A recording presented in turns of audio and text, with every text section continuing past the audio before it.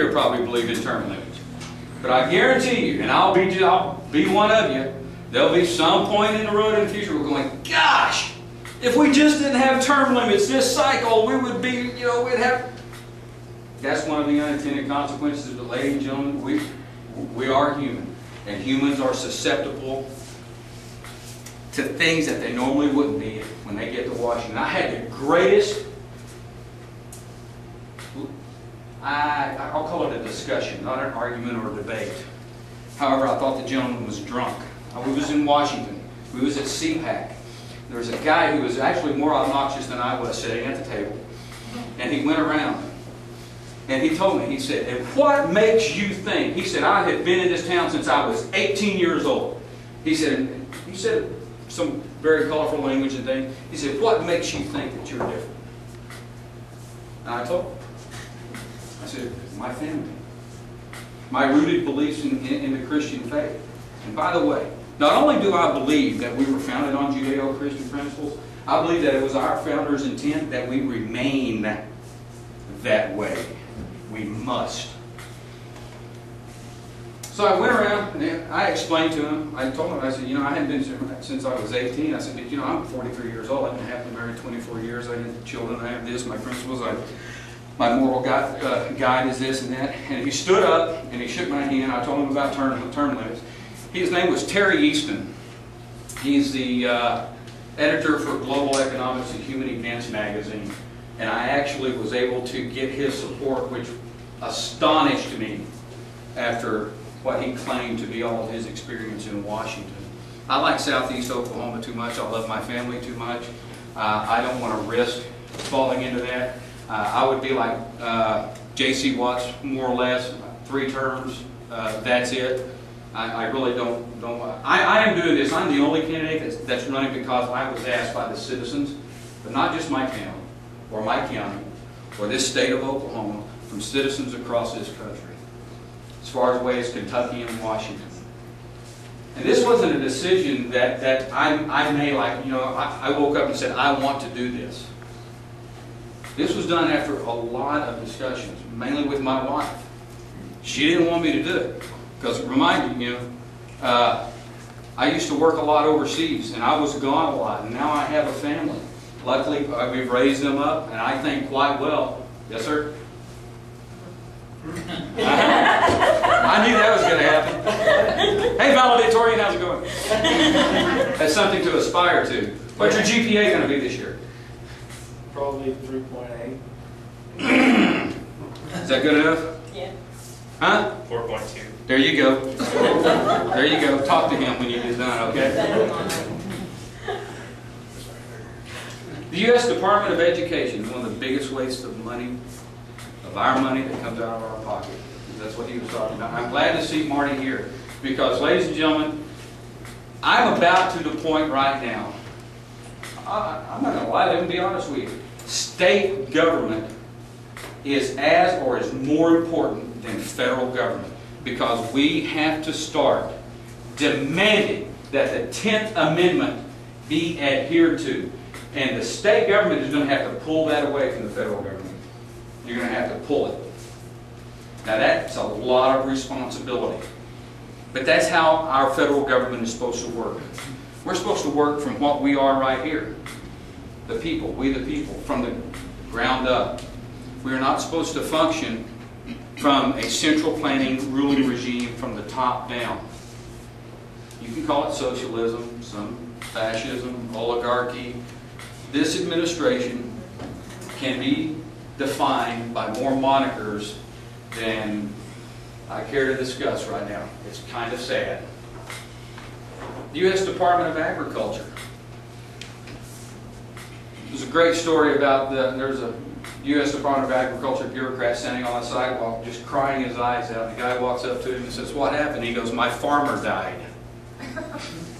There's that many bureaucrats, that much bureaucracy overseeing a very small number of farms. The U.S. Department of Energy is a joke, has been a joke from day one. Marty talked about making cuts, making smart decisions. We have to start. If we are to save and restore these United States as the republic that our founders, the intent and purpose of our founding documents, we literally have to start right now, and we have to start with repealing the health care bill. That is the little tilting point, the pivot point. We are actually at a point where if we don't do things drastic, Reagan-type tax cuts and Thatcher-like spending cuts, the United States will go the way of Rome. We will disintegrate. We cannot sustain it. Those levels of debt and spending, we have to make drastic cuts and start letting that money flow up to the state, not the federal government. That is the most useless, inefficient bureaucracy part of the federal government that exists. I want to return the power to the people. I'm not going to say anything else, Sherry. I do. Can we take some questions, or are we going to do that at the end? You do have some time for some questions. Okay, and I got one more thing, if you don't mind. Just one thing after that. Yes, sir? I had a question, if you got one more. Yeah, go ahead. Have you read about the fair tax, and what's your opinion of it? Oh, I'm a huge fair tax supporter, and the reason I like the fair, there are several reasons. First of all, it contains a prebate system that takes care of lower income people, clothing, stuff, you know, that's perfect. The second thing is that the United States works on it's the IRC 86, the Internal Revenue Code of 1986. And I think always, because I always get that confused with the UCR, which is the FBI's Unified Crime Report. That's a joke. Because actually that's the way it functions. The American tax code is used by politicians to pick winners and losers in business. And when you start talking about subsidies, you're actually talking about pulling, I don't have much here, but you know, whatever I do have, they're pulling it out of my pocket and they're picking winners and losers. And what is supposed to be a system based on the principles of laissez-faire capitalism. Laissez-faire means don't touch, keep your hands away, don't interfere. So we have, and it's arcane, it's archaic, draconian, another, you can name all kinds of monikers. We have to, it's a consumption tax. That is the most fair system, and it does its name justice. Any other questions? That it? I'm not sure if anyone, everybody knows what the fair tax is. It's federal sales tax. It's a consumption tax on the end product. It doesn't gain value like a value-added tax. And y'all, that's something else that they're talking about too. Eliminates the IRS completely. Yes. Except for they'll be over healthcare. Yeah. Well, then they're hiring another. They went from 16 to 16.5. Now they're talking about 17,000 additional Internal Revenue Service agents to make sure that we're in compliance with social life health care. So, any other questions right quick? I'm just going to tell you real quick about the campaign. We've actually been able to run TV ads in 5 markets throughout District 2. We've been able to run some newspaper ads. We've done that in Claremore, radio ads. This campaign has been endorsed by Revolution PAC, which unfortunately went belly up right after they endorsed me. I don't think it had anything to do with me.